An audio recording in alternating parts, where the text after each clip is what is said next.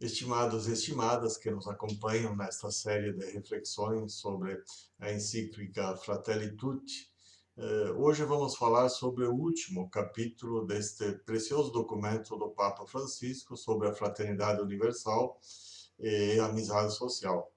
E o último capítulo ele dedica às religiões dentro desse processo. Qual é o papel das religiões para a construção da paz e que assim possamos viver um mundo de fraternidade e uma sociedade de amizade.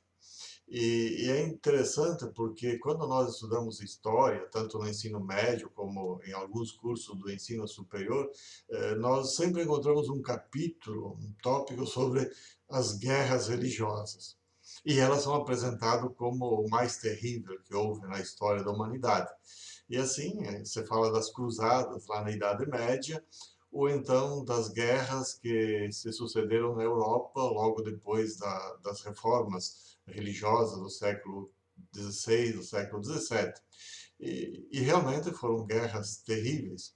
E se a gente olha mais para adiante, inclusive no século XX, nós encontramos guerras que são apresentadas como guerras religiosas. É o caso, por exemplo, da Irlanda do Norte, da Guerra Civil Iugoslava, depois da queda da União Soviética, a Guerra do Kosovo, na mesma época, ou então aquela infindável batalha que não tem fim entre o Estado de Israel e os palestinos, que alguns a apresentam como uma guerra religiosa entre judeus e muçulmanos. E ainda podemos citar o caso do Afeganistão, do Paquistão, da Chechênia e agora, recentemente, da Armênia e do Nagorno-Karabakh e tantos outros pelo mundo inteiro que são apresentados como guerras religiosas.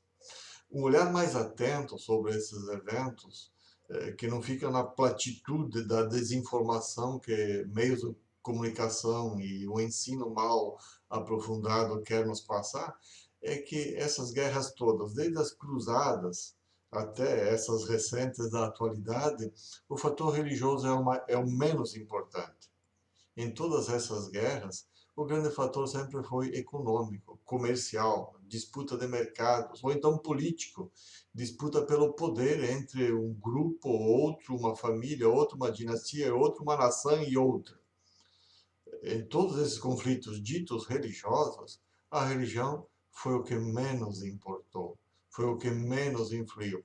Mas ela sempre serviu de pretexto para esconder outros interesses. Isso por uma razão muito simples, porque a religião, ou as religiões, elas estão no mais profundo das culturas e das identidades nacionais.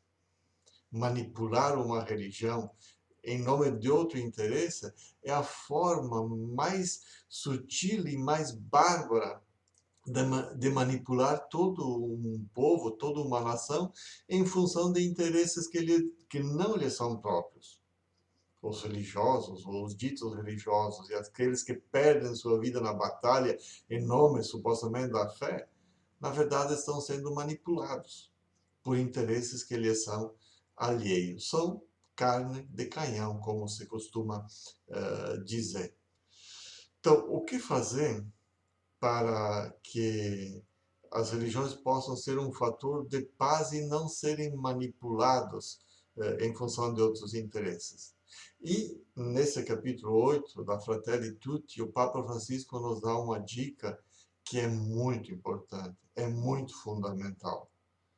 Para as religiões não caírem na armadilha da manipulação, é preciso que elas desmascarem os ídolos que hoje presidem a economia, a política, a cultura e tantas outras dinâmicas da sociedade.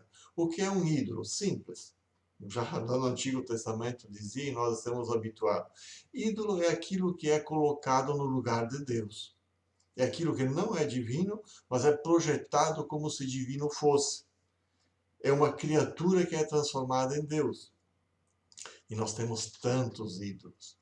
O ídolo da economia, o ídolo do mercado, o ídolo do Estado, o ídolo da classe, o ídolo da etnia, o ídolo do grupo de poder.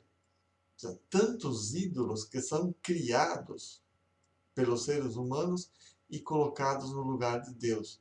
E como todos os ídolos, para se manterem na sua função idolátrica, eles precisam sacrificar vidas, eles necessitam de sangue humano.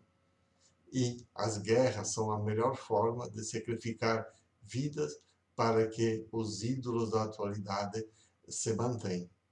Por isso, a necessidade de desmascarar esses ídolos e colocar no seu lugar Deus, o verdadeiro transcendente.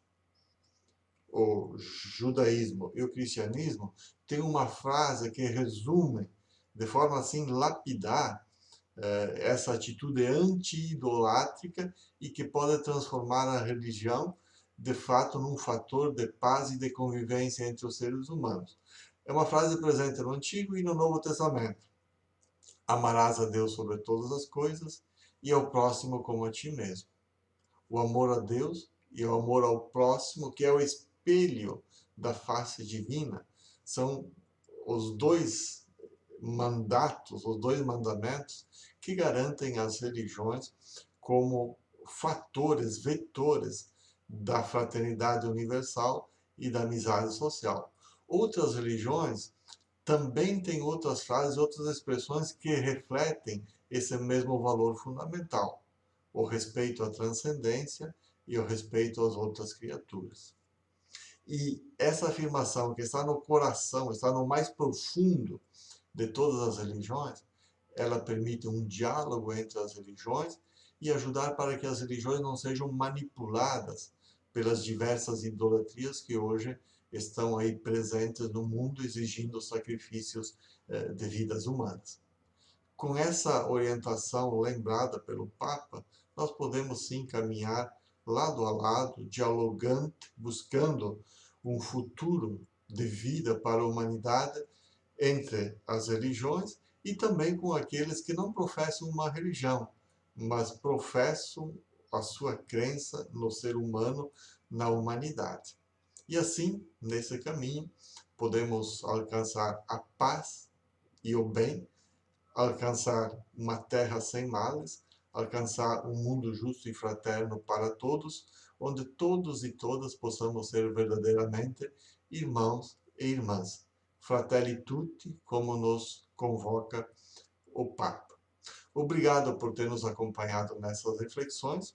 Você pode seguir aqui no nosso canal, acompanhando outras conversas que mais adiante vamos propor, e assim vamos intercambiando as nossas buscas e os nossos aprendizados. Paz e bem a todos e a todas.